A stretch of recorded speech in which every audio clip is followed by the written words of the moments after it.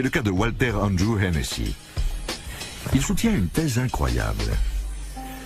Les militaires seraient présents en plus grand nombre sur le territoire écossais qu'on ne peut l'imaginer et auraient passé un pacte inavouable avec les extraterrestres. Tout cela se déroulerait dans un réseau de cavernes et de tunnels situés sous les pieds même des habitants.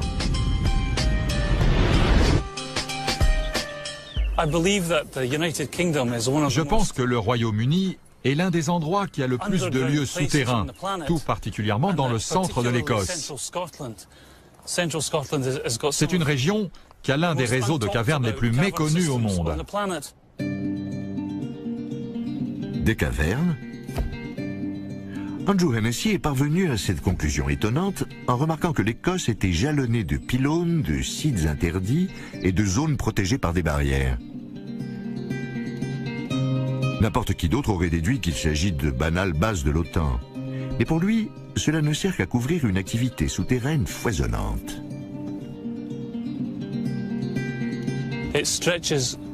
Cela s'étend jusqu'à Dunfermline pendant des kilomètres et des kilomètres. Au-dessus des transmetteurs, des pylônes et des paraboles du centre de contrôle militaire,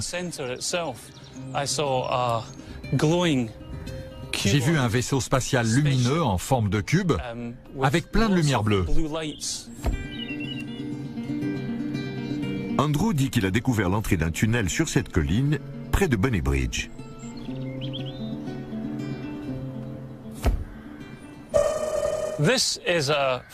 C'est la sortie de secours sur le côté sud d'un des plus grands centres de contrôle d'Europe de l'Ouest.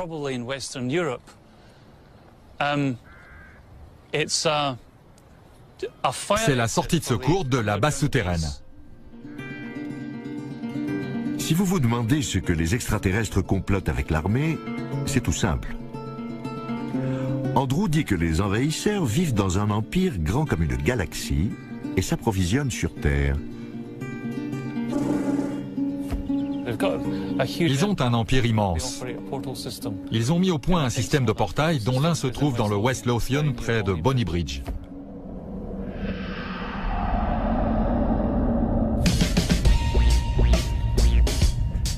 D'après lui, les extraterrestres ne parcourent pas l'espace en volant. Ils préfèrent utiliser des portails entre leur galaxie et la nôtre, qu'ils ont disséminés dans des lieux importants sur le globe. Comme par hasard, l'un d'eux se trouve près de chez lui. Certains disent qu'ils voyagent dans le temps, qu'ils traversent des portails interdimensionnels pour faire l'aller-retour avec la Terre. Cela semble assez peu plausible comme hypothèse, mais si jamais elle venait à se vérifier, cela expliquerait pourquoi les ovnis semblent revenir aux mêmes endroits.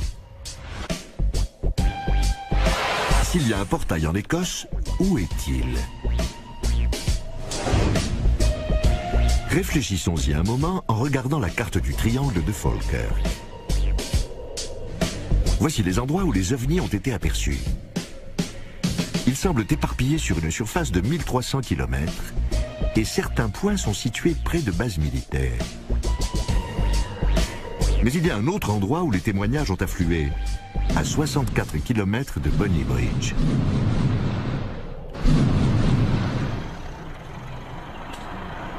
Il s'agit de la petite ville de Roslyn, dans le sud du triangle. C'est là que les ovnis ont été décrits avec le plus de précision et que la photographie présumée la plus nette a été prise. Andrew Hennessy s'en sert d'ailleurs comme preuve. Ce vaisseau spatial a été photographié le même soir près de Roslyn.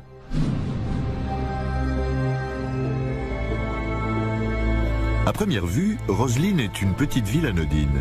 Pourtant, elle abrite un lieu hors du commun, la chapelle.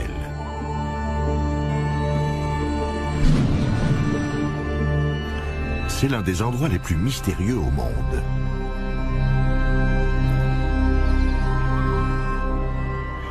Jim Monroe est un historien local.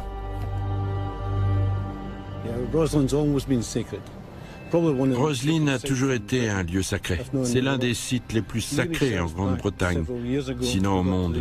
Nous avons fait des recherches qui nous ont menés en l'an 700, une époque où il y avait certainement des druides. C'est aussi l'épicentre d'une des théories du complot les plus étranges. Voilà les faits dont nous disposons. La chapelle a été bâtie en 1446 par William Sinclair. On dit qu'il faisait partie des Templiers, un ordre chrétien très riche et très puissant qui a fini par être excommunié par le pape. Quel rabat-joie! Depuis, on a murmuré que les Templiers avaient trouvé le secret de la vie éternelle. Plutôt farfelu, non? Mais pas autant que la théorie qui a conféré à Roselyne sa célébrité récente. Dans Da Vinci Code, Dan Brown écrit que c'est dans la chapelle de Roselyne que les Templiers ont enterré le Graal. Leur raison? Ils ont découvert le secret le plus inavouable du Vatican, le christianisme est une supercherie. Lynn Pecknett est une auteure qui a également écrit sur Roselyne. Le public cherche à croire en quelque chose. Da Vinci Code est un roman policier palpitant qui a attiré l'attention des lecteurs. Il leur a dit « Attention, on nous a dissimulé la vérité pendant 2000 ans sur la nature d'un phénomène primordial, le christianisme. Tout d'un coup, on découvre que tout est faux. »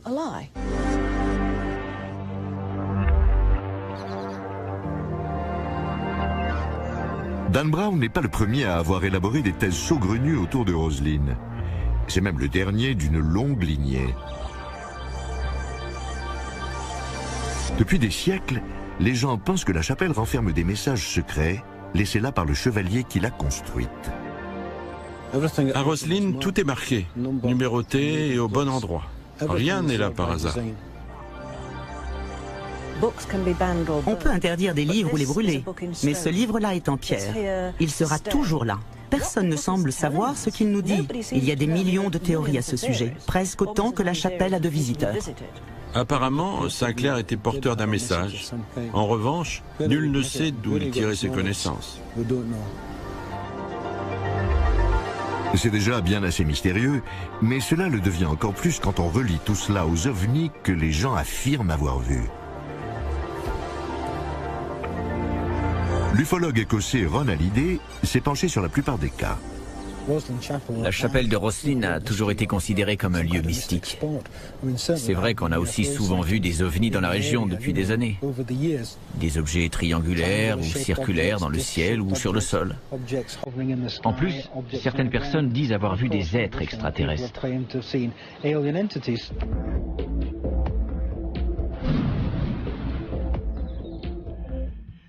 Plusieurs personnes ont émis l'hypothèse que certains détails inexplicables présents dans la chapelle étaient dus aux extraterrestres. Par exemple, des sculptures de maïs américains, sculptées bien avant que l'Amérique ne soit découverte. Ou ces plantes grimpantes enroulées autour du pilier de l'apprenti, en une représentation quasi parfaite de la double hélice de l'ADN. Des extraterrestres super évolués ont peut-être donné certaines connaissances avancées à William Sinclair pour qu'il laisse ses messages. Vous trouvez l'idée extravagante? Certes, mais ce n'est pas tout. En effet, certains habitants du coin sont convaincus que quelque chose d'encore plus puissant que le Graal se trouve dans la chapelle. Un portail extraterrestre vers une autre dimension. D'où leur est venue cette idée? Dès les premières fois où les gens ont déclaré avoir vu des ovnis et des extraterrestres, cela s'est passé près de bâtiments à la riche et mystérieuse histoire. Des monuments comme les pyramides égyptiennes, Stonehenge en Angleterre, et aujourd'hui la chapelle de Roselyne en Écosse. Certains prétendent que ces vénérables sites sont des portails vers d'autres dimensions. Cela expliquerait pourquoi beaucoup de gens voient des phénomènes étranges aux alentours. Il est possible que dans le passé, les gens connaissaient ce lieu, qui permettait d'établir un lien avec d'autres dimensions ou d'autres univers. C'est pour cela qu'ils ont construit la chapelle de Roslin à cet endroit précis. Roslin et un autre lieu dans le West Lothian, près de Bonnybridge, sont deux endroits qui ont servi pour le voyage entre les dimensions et les univers. Cela explique peut-être pourquoi les gens voient souvent des ovnis qui disparaissent d'un instant à l'autre.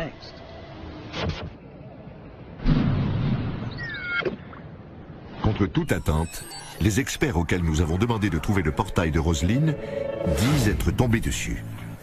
Tout à coup, je me suis senti soulevé du sol.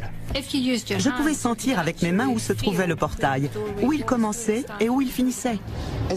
C'est peut-être un portail vers une autre dimension. Qui sait?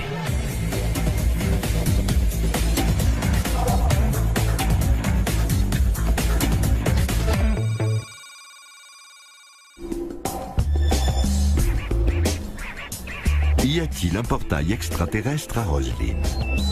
Si c'est le cas, le code mystérieux se trouvant dans la chapelle peut-il servir à l'ouvrir? D'après certaines personnes inquiétantes que vous allez voir, le code a été révélé aux Écossais il y a 500 ans par des extraterrestres aux connaissances prodigieusement avancées. Nous allons examiner cette théorie. L'endroit tout désigné pour chercher ce fameux portail interdimensionnel est l'intérieur de la chapelle de Roslin. Nos enquêteurs tout désignés sont les spécialistes locaux du paranormal. Brian Allen et les médiums Anne-Marie Snedden et Jim Lockhead. Eux-mêmes sortent un peu de la normale, il faut dire. Mais qui d'autre appelé pour localiser un portail galactique? Nous les avons laissés 3 heures à Roslin pour voir s'ils pouvaient rencontrer des phénomènes étranges. Ils ont fouillé les coins et les recoins du village et ont trouvé leur comptant de faits inquiétants.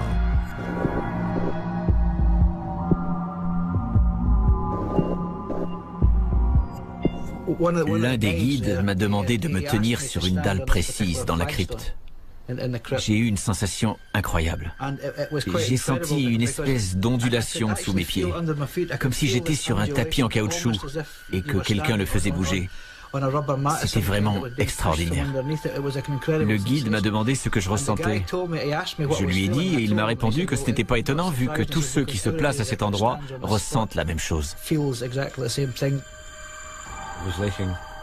J'ai eu l'impression d'arpenter un bateau de la poupe à la proue. Je ressentais un roulement agréable dans mon corps. C'est difficile à décrire. Cela n'allait pas sur le côté.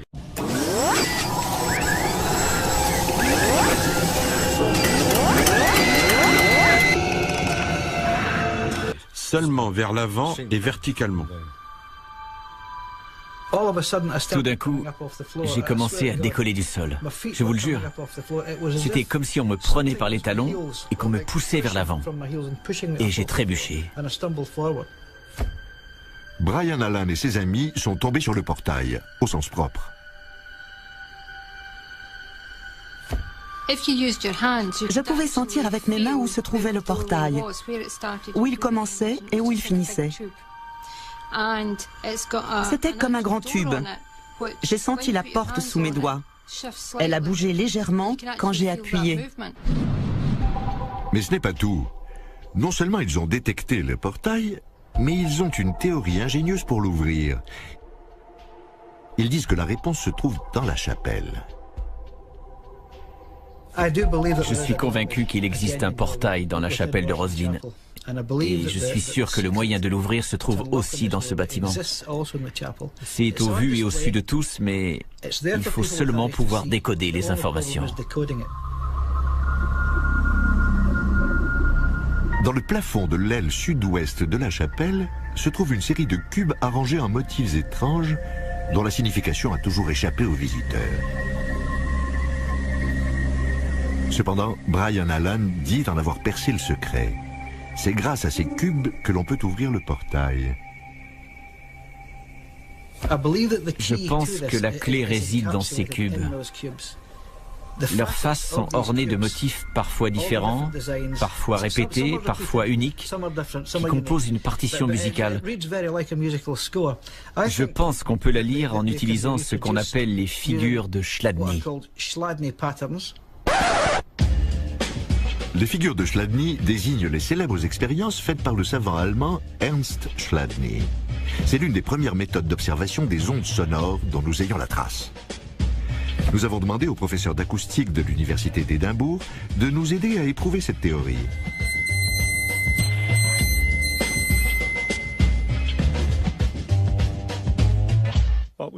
J'ai ici une plaque carrée qui est fixée au milieu, mais dont les côtés peuvent vibrer. On peut y parvenir de plusieurs façons, mais la méthode courante est de prendre un archet de violon et de le frotter sur le bord. On peut faire apparaître les figures en saupoudrant la plaque de sel ou de sable. Quand on frotte avec l'archet, le sel est soulevé à l'endroit où la plaque vibre et une figure apparaît.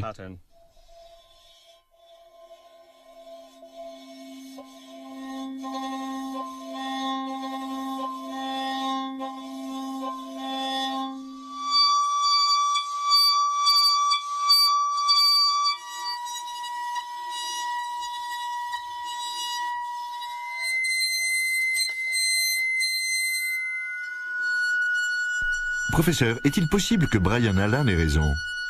Les figures du plafond de la chapelle de Rosslyn sont-elles les figures d'ondes sonores comme celle-ci? C'est possible, hein? Si on joue une note précise, on peut en trouver le ton sur un piano et l'écrire.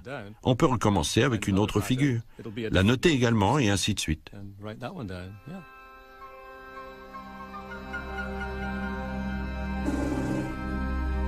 Brian Allan pense que les figures présentes sur les faces des cubes représentent des séries de notes.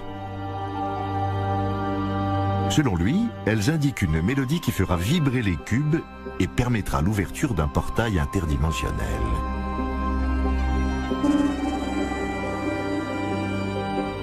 Je ne dis rien de neuf en affirmant qu'il s'agit d'une partition musicale. Je ne dis pas que j'ai découvert cela puisque c'est connu depuis des années. Le seul problème qui subsiste, c'est celui de déchiffrer cette partition.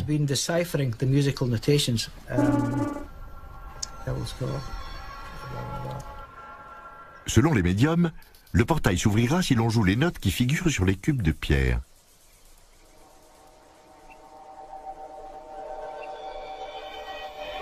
Nous avons donc demandé au professeur Campbell d'essayer de reproduire les figures grâce à la méthode de Chladni.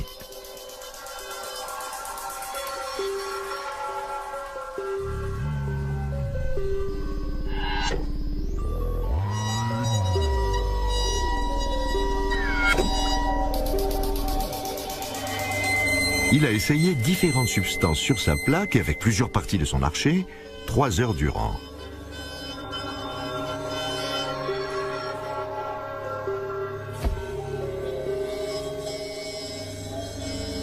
Mais cela n'a rien donné. Il a été incapable de reproduire les figures. Apparemment, les inscriptions de la chapelle n'ont rien à voir avec les figures de Chladni. Malgré cet échec, les médiums n'ont pas été déçus. Selon eux, l'ouverture du portail aurait des conséquences terribles. Il y a plusieurs portails de par le monde. Je suis persuadé que si on en ouvre un,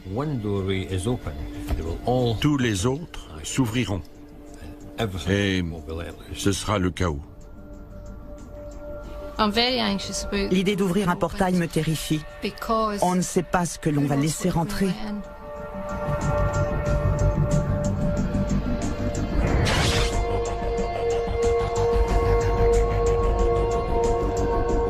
Malgré tout, il peut exister un portail ou un code.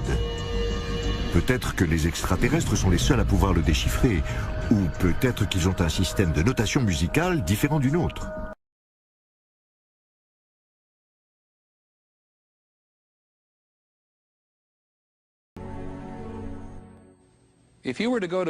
Si vous allez un jour à une convention d'ufologues, comme il y en a des centaines chaque année, vous constaterez qu'on accorde une grande attention aux gens qui disent avoir été enlevés par des extraterrestres. Et on ne peut pas parler d'ovnis et d'ufologie sans aborder ce phénomène. Cependant, en entendant les témoignages qui vont suivre, n'oubliez pas ceci. Les psychologues disent qu'il n'y a aucune raison de penser que ces soi-disant kidnappés sont plus perturbés que la moyenne de la population. Nous sommes des gens parfaitement normaux. Vous nous côtoyez au travail, dans votre famille, parmi vos amis. Pourtant, nous vivons des expériences extraordinaires. Et nous cherchons tous à comprendre ce qui nous arrive. Qui est derrière tout ça et pourquoi? Cette nuit-là, j'étais couché quand 4 de ces êtres sont entrés chez moi. J'étais réveillé dans mon lit. Je ne sais pas d'où ils sont venus, ni comment. Mais ils sont entrés très rapidement et se sont avancés vers moi. Soudain, ils se sont tous retrouvés à côté de mon lit, à ma droite. Je me suis tourné vers eux. J'étais sûr que j'allais mourir. Ils mesuraient 1,20 m et m'ont paru très froids. C'est extrêmement dérangeant d'être dans une pièce avec quelque chose qui n'est pas censé exister. J'ai été emporté à bord du vaisseau et emmené dans une pièce complètement scellée. Je ne peux pas parler de ce qu'on m'a fait là-bas, c'est trop personnel.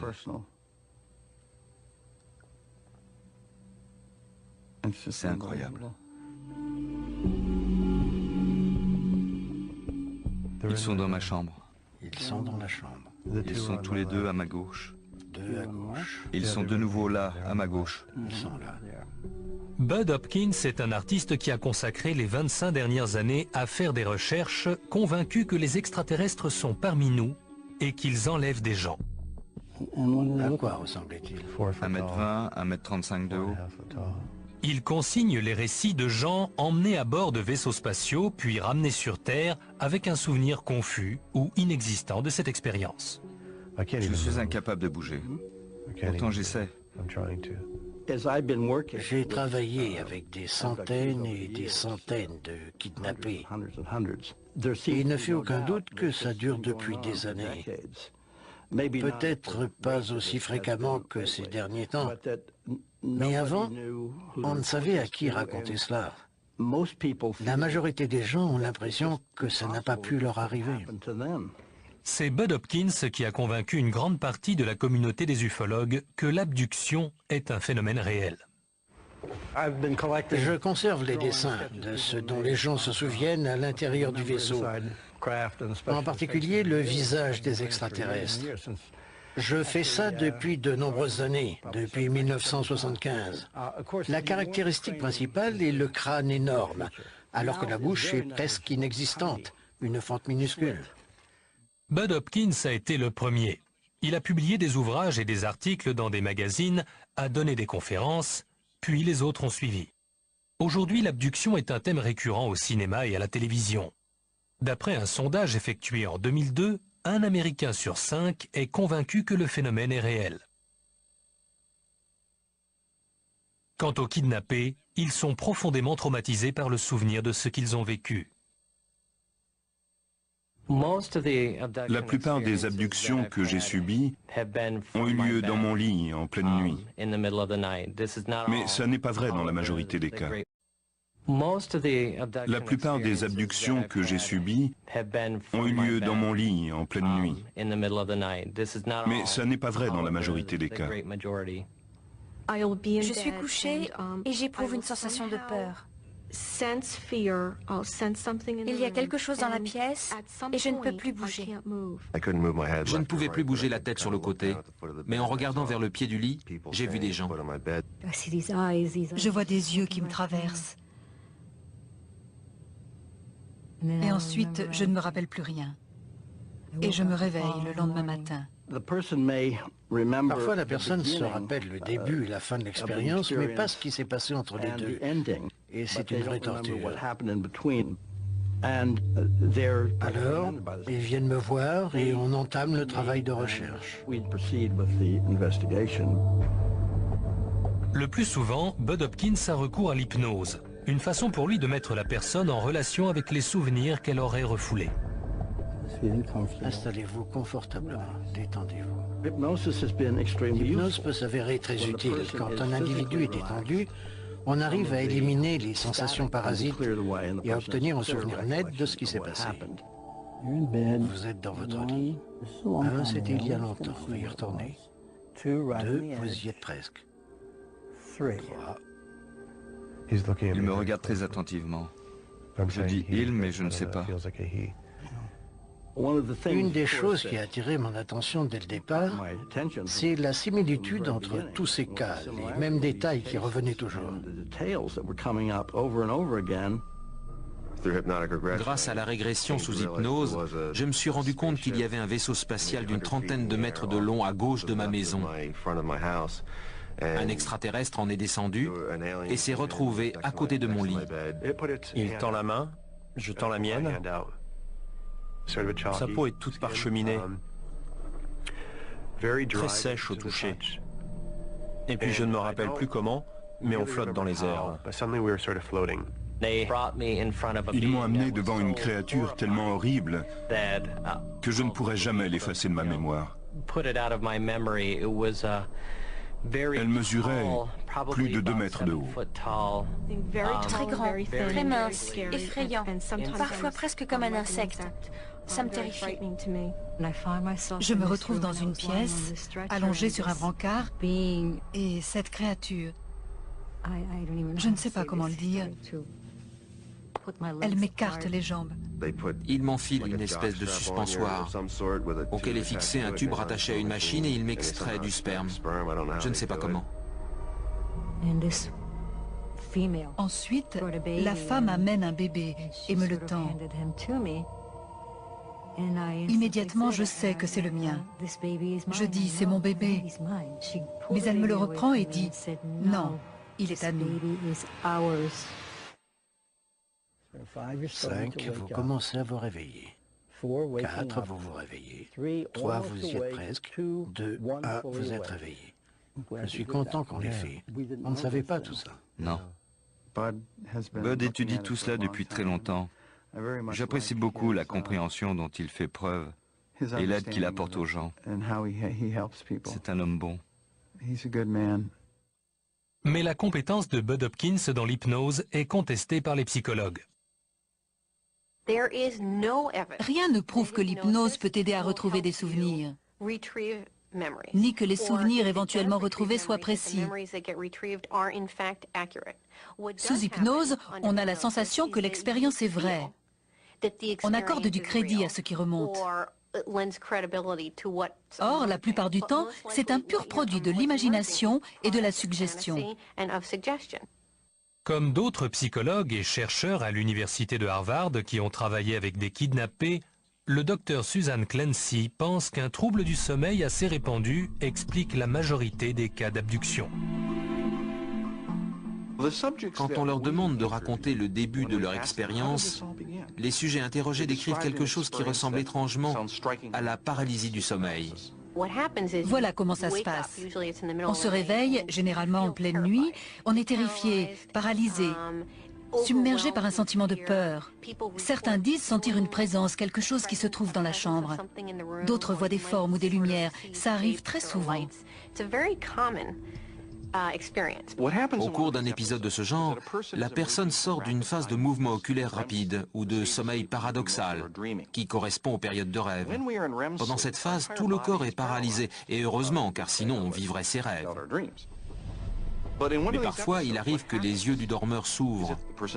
Il voit sa chambre. Il est réveillé, conscient. Il se rend compte aussi qu'il est totalement paralysé. Brusquement, il sent son corps parcouru de fourmillements. Il voit des éclairs lumineux, il entend des bruits et sent comme une présence dans la pièce. Si on ignore ce que c'est, ça peut être très angoissant. Ce genre de manifestation existe depuis toujours et dans toutes les cultures. Ainsi, il y avait les incubes et les succubes, les démons qui rendaient visite aux gens au Moyen-Âge. Chez nos sujets, ces visiteurs sont interprétés comme des extraterrestres. Ces personnes finissent par se rendre chez un hypnothérapeute qui souvent partage leurs convictions. Pendant ces séances de régression, le thérapeute les ramène au moment où elles étaient paralysées dans leur lit pour tenter de comprendre ce qui s'est passé. C'est à ce moment-là que remontent ces souvenirs. Elles sont emmenées hors de la pièce par la fenêtre jusqu'à un vaisseau. Là, des créatures extraterrestres leur font subir des expérimentations de reproduction hybride, etc. Et c'est comme ça qu'on se retrouve avec une victime d'abduction. Pourtant, convaincus de la réalité de leur expérience, ces gens rejettent toute explication psychologique. Ce ne sont pas des divagations. Ces êtres étaient réellement dans la même pièce que moi. Tout ce dont je me souviens est réel. C'était tout à fait réel. C'est réel. Ces personnes sont profondément bouleversées et terrifiées par les souvenirs de ce qu'elles croient avoir vécu. C'est d'ailleurs pour cela qu'elles y croient. Si j'avais ce genre de souvenirs, moi aussi j'aurais du mal à ne pas y croire. Si c'est réel, nous sommes tous concernés. Nous devons en savoir plus. Il faut poser des questions, c'est très important. La vie existe ailleurs dans l'univers et nous sommes littéralement des bébés.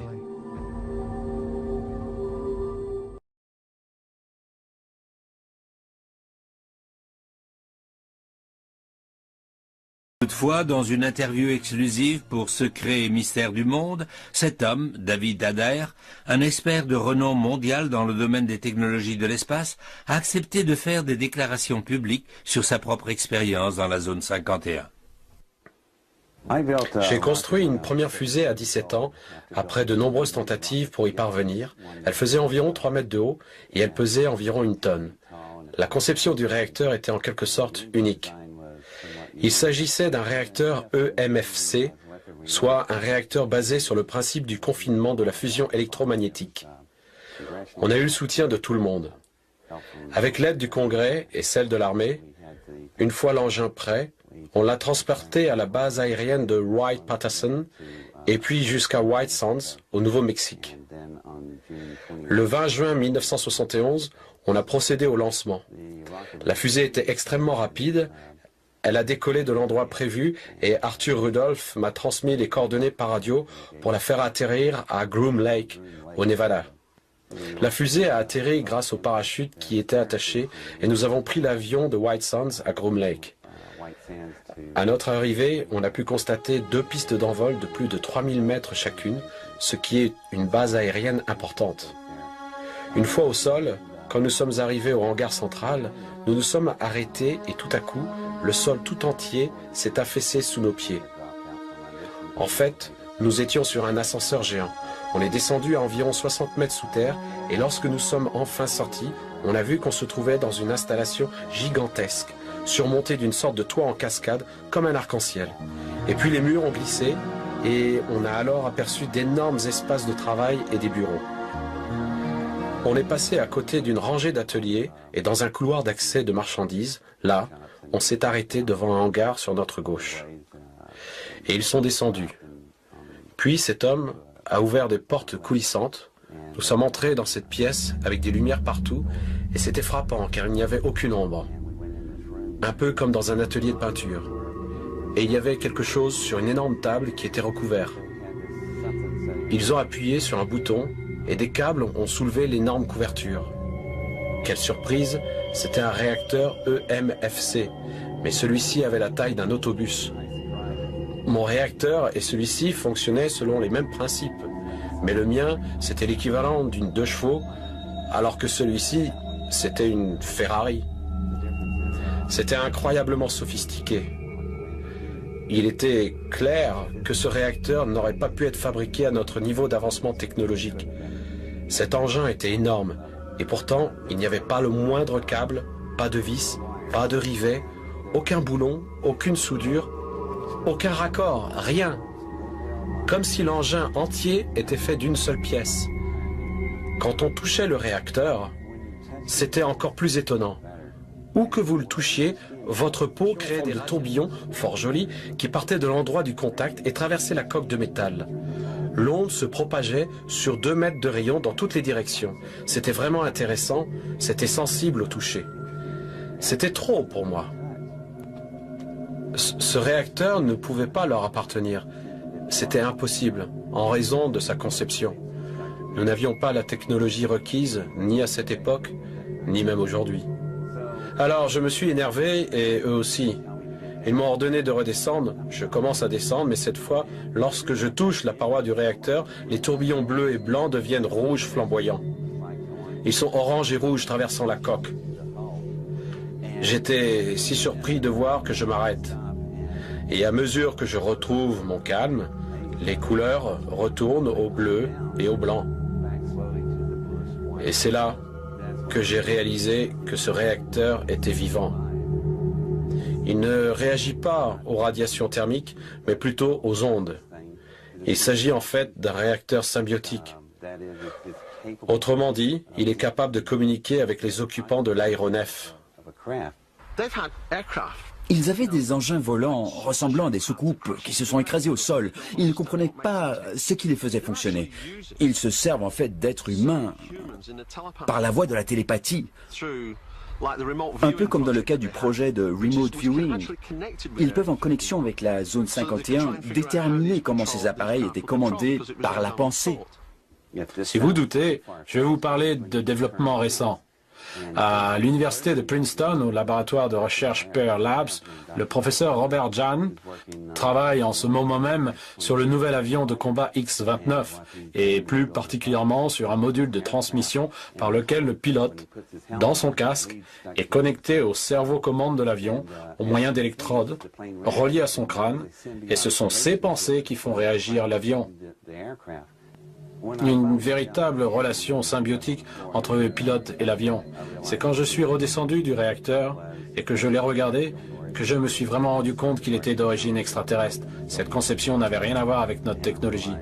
J'ai compris que cet engin était en fait la preuve que tout le monde cherche, et ça m'enrageait qu'il cache cette information du public, car ils n'ont aucun droit de faire ça. Cet épisode s'est terminé lorsque David fut écroué jusqu'à l'arrivée du général Curtis LeMay, à l'époque commandant de la division stratégique de l'armée de l'air, qui l'a escorté jusque chez lui. Oui, LeMay est revenu me chercher. Il m'a fait comprendre qu'il n'en avait pas terminé avec moi. Il m'a assuré qu'il me couvrirait, mais qu'il reviendrait dans ma vie tôt ou tard. Et le général avait raison. À peine s'était-il diplômé, David Adair reçut sa convocation au service militaire pour 8 années au service de la marine de guerre des États-Unis. Mais le jeune spécialiste en fusée reste parmi les seuls à avoir vu et touché ce qu'il considère encore comme étant un réacteur symbiotique, voire même biologique, d'origine extraterrestre. Et si les mystérieux engins volants vus dans le ciel de la zone 51 n'avaient pas été récupérés à la suite d'accidents d'OVNI, notre gouvernement aurait-il pu collaborer en secret avec une autre civilisation? Existe-t-il des relations d'amitié entre nous et des êtres venus d'un autre système?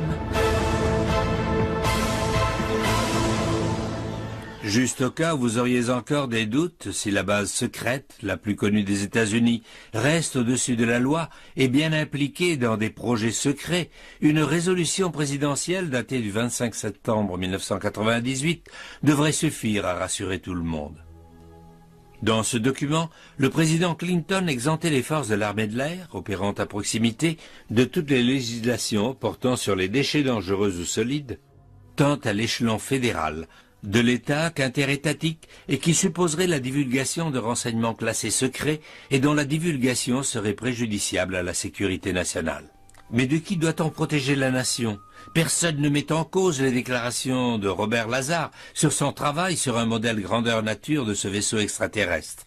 Il s'agit de l'information la plus importante des 100 dernières années. Et d'après David Adair, un réacteur encore plus grand et avec des proportions et une puissance énorme serait également entre les mains du gouvernement des États-Unis depuis plus de 30 ans. Mais que peut-on déduire de la description d'une technologie d'origine extraterrestre? Comment est-elle arrivée aux mains des hommes? D'après Robert Lazar, il aurait eu accès à des renseignements qui pourraient constituer une preuve irréfutable de l'existence de vie intelligente sur d'autres planètes. Dans l'interview filmée de Lazar, il affirme qu'on lui a montré des documents officiels lorsqu'il se trouvait dans la base top secret S4, disant noir sur blanc que les êtres qui nous ont transmis les secrets sur la soucoupe volante provenaient du système stellaire Zeta Reticuli, situé à quelques 35 années-lumière de la Terre. Ces êtres feraient entre 1 mètre et 1,50 m et pèseraient entre 12 et 25 kg. Une peau grisâtre et un grand crâne avec des yeux panoramiques en forme d'amande. Ils seraient en mission sur la Terre depuis longtemps et ont présenté des photographies qui dateraient d'il y a plus de 10 000 ans. Des échanges de matériel et d'informations ont eu lieu dans le Nevada jusqu'en 1979, lorsqu'un conflit mit fin au programme de façon soudaine. Rares sont ceux qui ont fait le lien à l'époque, mais l'identification faite par Lazar du système Zeta Reticuli vient appuyer un récit fascinant, raconté il y a 20 ans par Betty Hill, l'une des premières à avoir été enlevée par un ovni. Lorsque Betty était à bord du vaisseau, elle a eu la présence d'esprit de jeter un bon coup d'œil et de poser des questions. Et elle a vu afficher ce qui ressemblait à une carte de la galaxie. Elle a demandé au présumé leader du groupe ce que cela représentait. Et il a répondu, « Bien, voyez, ceci représente notre secteur de l'univers. » Et ça, Betty s'en souvient clairement. Il semblerait que cela soit gravé dans son subconscient, ce qui lui a par la suite permis de retracer un schéma de ce qu'elle avait vu sur la carte dans le vaisseau. Personne ne savait ce que cela représentait, excepté une jeune astronome très brillante, Marjorie Fish. Elle l'a regardé et elle a dit « Je pense que je peux déchiffrer quelque chose. » Et, au bout de 6 années de recherche, Marjorie a reconstitué ce qu'elle pensait être la carte dont Betty avait le souvenir. Se trouvaient ici plusieurs systèmes stellaires qui n'ont été découverts que vers la fin des années 60. Les découvertes ultérieures ont alors rendu la carte interprétée par Fish valable. Le système stellaire, d'où le commandant du vaisseau a dit à Betty qu'il provenait, est appelé Zeta Reticuli. Betty Hill aurait-elle pu inventer tout ça? Et Bob Lazar aurait-il tiré ce nom d'un chapeau de magicien? Ou sommes-nous enfin en présence de preuves irréfutables de la venue d'extraterrestres sur Terre, voire d'enlèvements liés à la zone 51? Betty et Barney n'ont pas menti, car dans les années suivantes, leur récit n'a constitué qu'une partie infime de la vaste quantité de preuves confirmant que ces événements sont réels. Mais alors est-il possible que le gouvernement ait conclu une sorte de contrat avec les extraterrestres? Une telle hypothèse est-elle envisageable? Il est possible que nos gouvernements arrivent à une entente avec un autre monde. En contrepartie de la technologie de pointe que nous avons acquise en si peu de temps, nous leur avons peut-être donné autre chose, comme la possibilité d'aller et venir et de se servir de notre Terre comme relais vers d'autres planètes.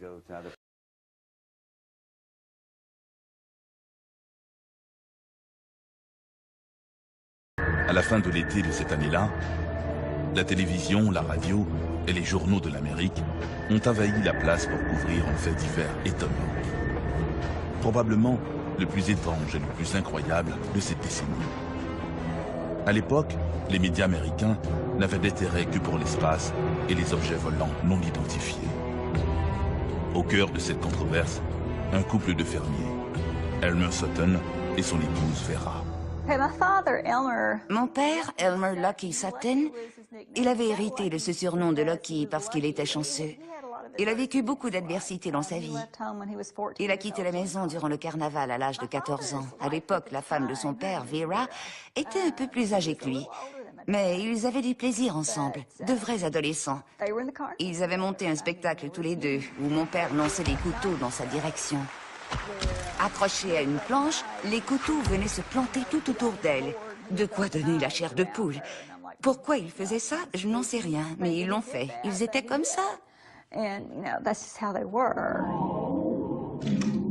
Croquis à l'appui, le couple Sutton, leur ami Billy Ray, son épouse et leur enfant, ont affirmé avoir été attaqués par des nains aux yeux jaunâtres, avec de grandes oreilles pointues, et marchant portant leurs bras levés au-dessus de leur tête, comme si on les dévalisait, diront plus tard la famille. La presse à sensation titra « extraterrestre venu de l'espace. La rencontre Kelly-Hopkinsville en 1955 est vraiment une histoire fascinante. La maison était pleine. Nous formions une famille de 14 personnes. Il y avait mon père, ma grand-mère, mes oncles. Nous étions 14 dans la maison ce soir-là. Le 21 août 1955, vers 19h, Billy Ray Taylor sort chercher de l'eau au puits. Levant les yeux, il aperçoit une lumière étrange qui tombe dans un ravin. Étonné, il se précipite à la ferme des Sutton pour raconter son histoire. Il ne savait pas ce que c'était. Il est rentré dans la maison et a raconté ça à tout le monde. Je croyais qu'il essayait de nous faire une blague, parce qu'il était assez habile à ce jeu. Désintéressé, Elmer jette un œil à la fenêtre. Mais il insistait, il ne lâchait pas.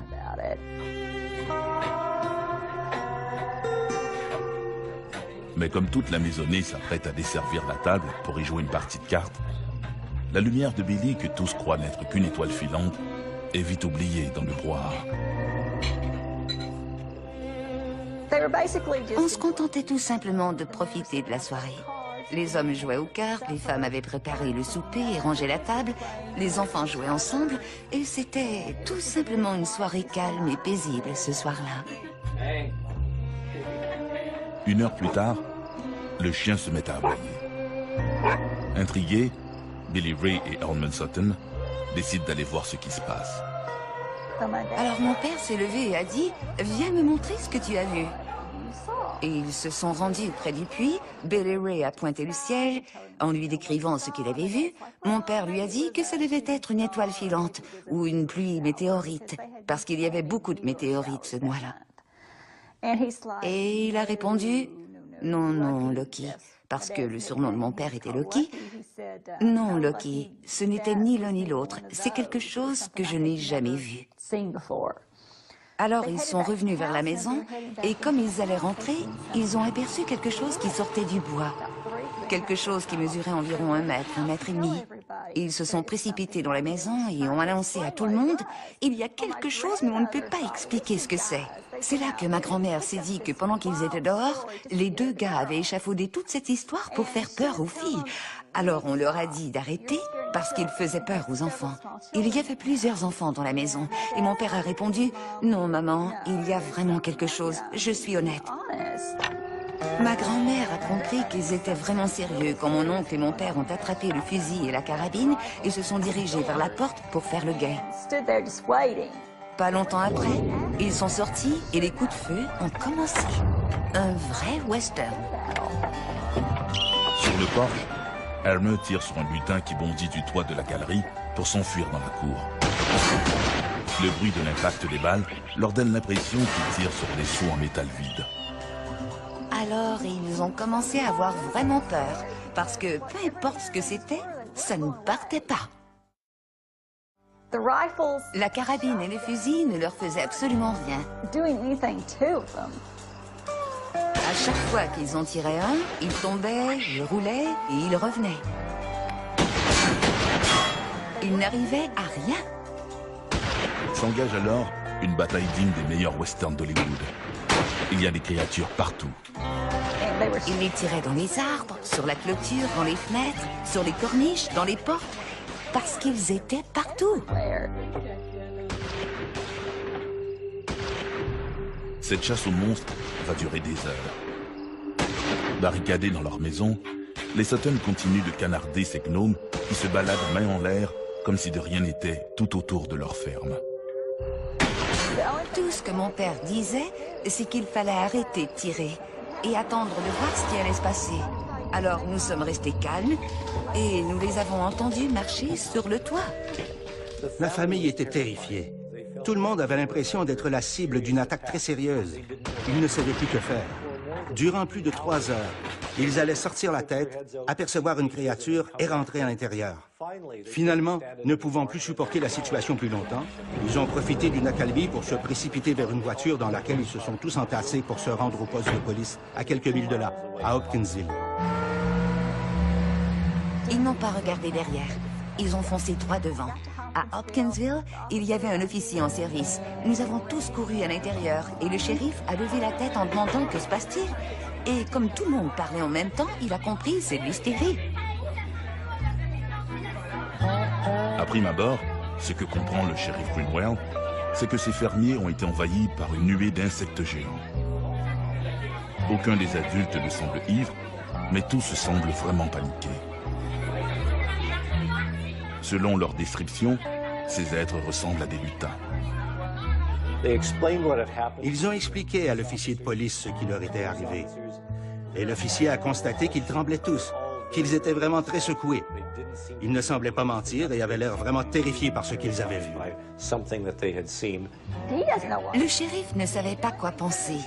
Tout ce qu'il a trouvé à faire, c'est d'appeler le chef de police. Alors, il l'a appelé, lui a raconté ce qui se passait et lui a dit « Appelle Medicineville, appelle Evansville, appelle Fort Campbell, appelle tous ceux que tu peux rejoindre qui pourraient nous aider là-bas. » C'est ce qu'il a fait, il a dit « Je vais vous rejoindre. » Tout le monde retourne à la ferme des Sutton.